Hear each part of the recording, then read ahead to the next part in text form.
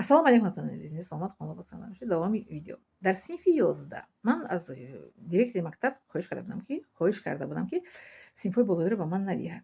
Лекин ҳамин хел шуд ки муаллими ҳамон синф куҷои ба кадом барномае фиристода шуду, ҳамон якчанд ҳафтае намешаваду ман дарсҳои онҳоро бояд ки гузорам.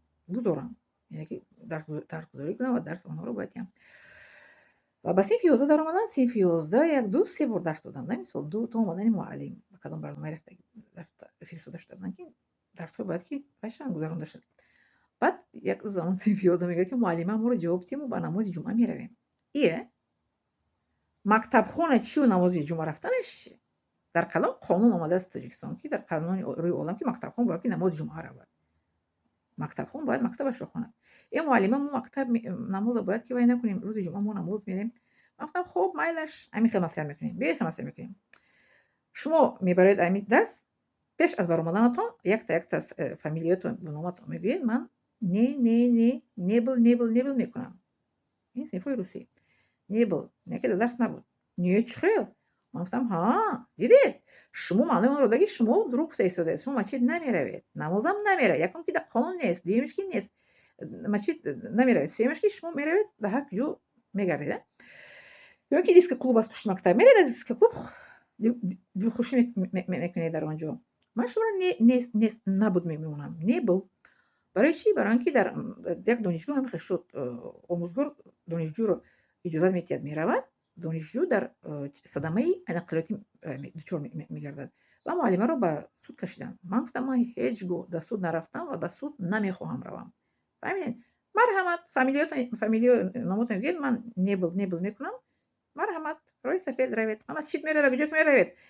Ман ки омадам пурсидам, ман факт ки шумо дар дарси ман набудед. Нарафтан. Ин аз он бармеёд ки дурӯғ мегӯянд. Дидед?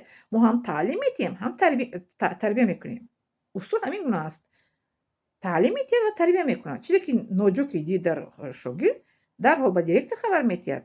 Ба ман директор гуфтагӣ буданд ки касе ки беодобӣ кард ба ман хабар диҳед, ман худам бо инҳо чӣ мекунам? Гап мезанам. Ман ягон шогирд ки ноҷо мекард, дар ҳамун ҷош дар даруни синф ман ҳал мекардам. Ҳатто ба директор намерасондам. Бинед, синфи 5 дар ҷояш ислоҳ шуд. Синфи 7 дар ҷояш ислоҳ шуд. Акнун синфи 11 дар ҷояш ислоҳ шуд ки нарафтан ягон кор. Ман чӣ меорем? Кадом хонанда дар вақти дарс масҷид рафтан намоз мехонад? Дар кадом қонуни дунё омадааст? Хонанда бояд ки дарс хонад, таълим бояд гиряду тарбия мо омӯзгорҳо бояд диҳем. Бинед, синфи 5 ислоҳ шуд, аз дашномтӣ даст кашид. Синфи 7 ба дарси забони хориҷӣ меҳр кард. Синфи 11 нарафту ягон воқеа нашуд. Дарсро то охир хонда ба баромада рафт. Хоб, видеомо давом дорад. Боз бо якчанд мисоли дига ба шумо меорам аз ҳамон таҷрибаҳое ки дар мактаби рақами 8 шаҳри Душанбе. Исмоили Сомонӣ дар пеш мактаби магазини Сум. Боз магазини Сум бошад, нест? Дар ҳамон рӯбарӯи қасри раиси ҷумҳур. Мактаби 8, рақами 8 медонед шумо ҳаматони азиз.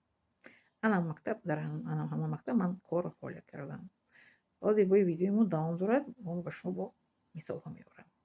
Ман на ин ки таълим медодам, ман ҳам баробари таълим тарбия медодам. Шогирдонро мо устодон хатогиашонро дар ҷояш бояд ислоҳ кунем. Дар ҷояш аз синф набаромада. Ва он шогирдое ки ман ҳамин хел ислоҳ кардам ку ҳамин синфи 5 7 11 ба тарафи ман падару модарошонро наоварданд ки ҳамин муаллимаи мо ҳам хеле гуфт. Маънои онро дорад ки падару модарошон инчунин устодро чикор мекунанд? Эҳтиром мекунанд. барои ин ки мо хатогии шогирдро дар ҷояш ислоҳ мекунем ва дар ҷавоб аз падару модар мо ягон гап нашунидем. фаҳмидед? ани ин гуна бояд бошад таълим ва тарбияи шогирд ва фарзанд. аз тарафи устод ки вақте ки хатогӣ ки ислоҳ карда шуд, хабару шогирд ба хона набояд барад. Даруни синф мо ислоҳ кардем, ахас ба хона овоза бояд накунад. То ин ки падару модар бояд ту писари маро ҷамъ кардӣ, писари маро гуфтӣ бурукатро каш, шиматро каш, ихелу хел. Наомад ба тарафи ман ягон падару модар ягон чӣ нагуфтанд. Баръакс бояд ба мо бояд раҳмат гӯянд ки муаллима, офарин, раҳмат ба шумо ки писари манро аз суханҳои дашномдиҳӣ, суханҳои ноҷо ислоҳ кардем. Наомаданд, раҳматам нагуфтанд. Ҳеҷ гап не. Лекин ба тарафи ман ягон падару модар ягон гапи пасту баланд гуфтанӣ наомад. наомад ки чаро писари маро шумо дар тахтаи синф бароварда пеши ҳамсинфонаш мисол гирифта ки шиматро каш. Ман ҳақ дорам ин корро кунам. Ман устод, ман ҳам таълим медиҳам, ҳам тарбия. Мо ки хатоги шогирдро ки набинем, хатоги шогирдро мо нодида гирем, мана натиҷа шапалоқ дар рӯи устод, дар ноҳияи Нуробод шапалоқ дар рӯи устод омада задастку. Манро то ҳоло ягон шогирд рӯям айхе нигоҳ кардаги нест, вале шапалоқ он тараф истад. Барои чӣ? Барое ки ман шогирдро ҷояш данем хел хушрӯ карда эҳтиром мекунам, ҷояш тарбия мекунам, таълим медиҳам ва шогирд дар ҷавоб маро даст пеши бар дода ассалому алайкум муаллима мегӯяд. Шапалоқ ҳақ надорад шогирд барои устод бардорад. Барои чӣ? Барои ин ки ҳақ мегӯянд ки устод аз падар беш аст ва устод аз падар дар пеш аст. Медонӣ маънии шеърро? Миннатдорам аз шумо.